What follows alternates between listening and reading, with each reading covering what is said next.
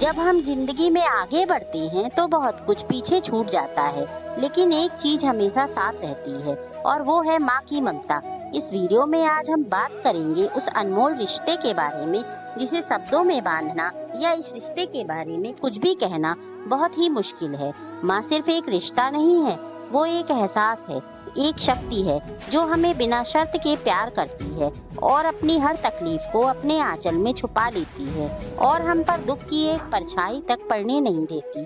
चाहे वो बचपन में गिरने पर उठना हो या जिंदगी की ठोकरों से हमें संभालना हो। तो आइए आज फिर एक बार उस ममतामयी आवाज को सुने, उस निस्वार्थ प्रेम को महसूस करें और माँ को दिल से शुक्रिया करें। माँ के बारे में जितना बताया जाए कम है। एक इंसान अगर किसी काबिल होता है तो उसके पीछे भी माँ के दिए संस्कार और उपदेश होते हैं। संपूर्ण धरती पर बस माँ का ही एक ऐसा रिश्ता है जिसमें कोई छल कपट नहीं होता, कोई स्वार्थ और अहंकार नहीं होता। एक माँ ही होती है जो अपने लिए भगवान से कभी कुछ नहीं मांगती। वो जब भी ईश्वर से कुछ मांगती है तो सिर्फ अपने बच्चों के लिए मांगती है। इस एक रिश्ते में निहित है अनंत गहराई लिए छलछलाता ममता का सागर, शीतल मीठी और सुगंधित हवा का कोमल एहसास। इस रिश्ते की गुदगुदाती गोद में ऐसी अनुभूति छिपी है कि मानो नरम नाजुक हरी ठंडी धूप की भीनी बगिया में आए हो। माँ इस एक शब्द को सुनते ही नारी के संपूर्ण अस्तित्व की तृप्ति प्राप्त हो जाती है।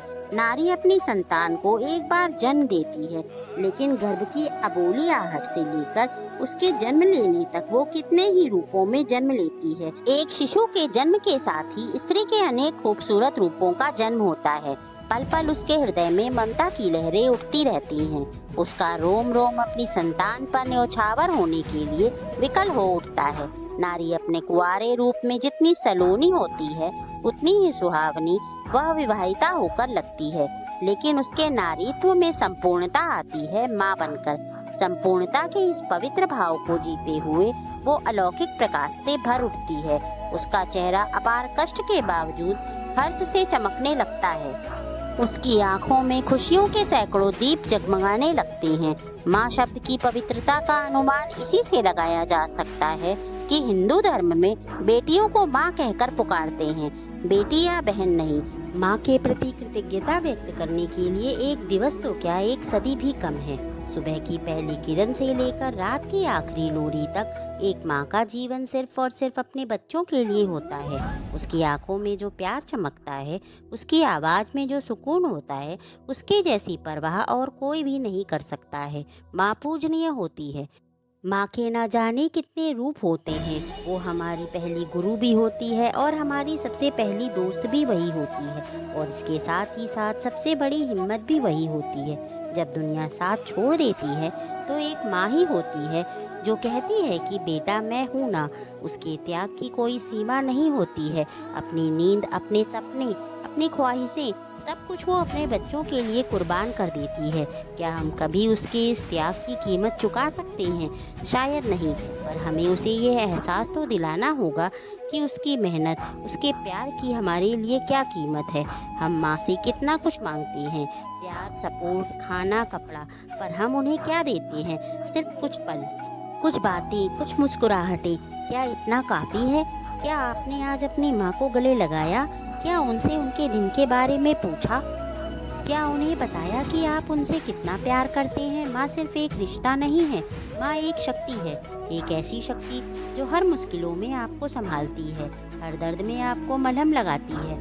माँ के प्रति कृतज्ञता व्यक्त करने के लिए एक दिवस नहीं, एक सदी भी कम है। हम अगर सारे सागर की स्याही बना ले और सारी धरती को कागज मानकर लिखे, तब भी माँ की महिमा नहीं लिखी जा सकती है। वो माँ होती है जो हमारे पीछे तब भी खड़ी होती है जब सारी दुनिया हमारा साथ छोड़ देती है। हम चाहे कितने भी बड़े क्यों ना हो जाएं, माँ का मन सदैव हमारे लिए दुआ ही करता है। माँ ये सिर्फ एक शब्द नहीं है, ये पूरी सृष्टि की सबसे पवित्र भावना है। एक ऐसी शक्ति जो हमें बिना शर्त प्यार करती है, हमारे रोने पर जागती है और हमारे हंसने पर चैन पाती है, और हर भगवान से एक ही दुआ करती है, मेरे बच्चे को कुछ ना हो।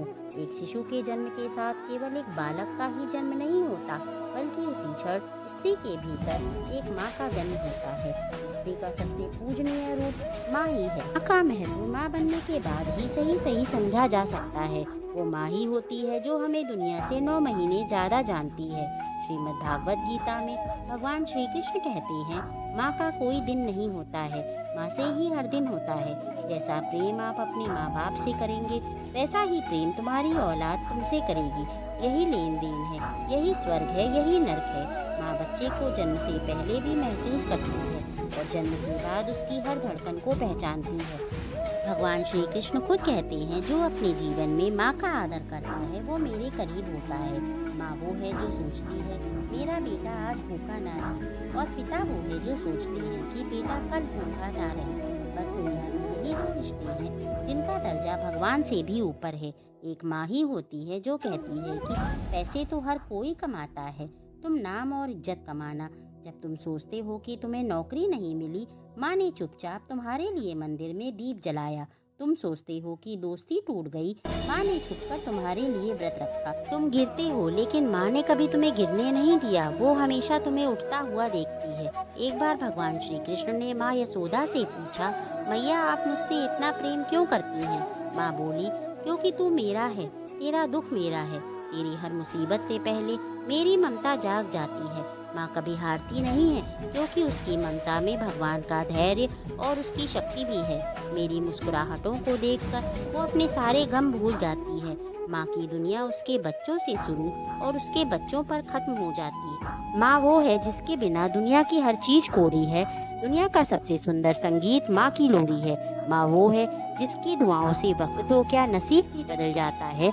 मृत्यु के लिए तो बहुत सारे रास्ते हैं, पर जन्म लेने के लिए केवल माँ है।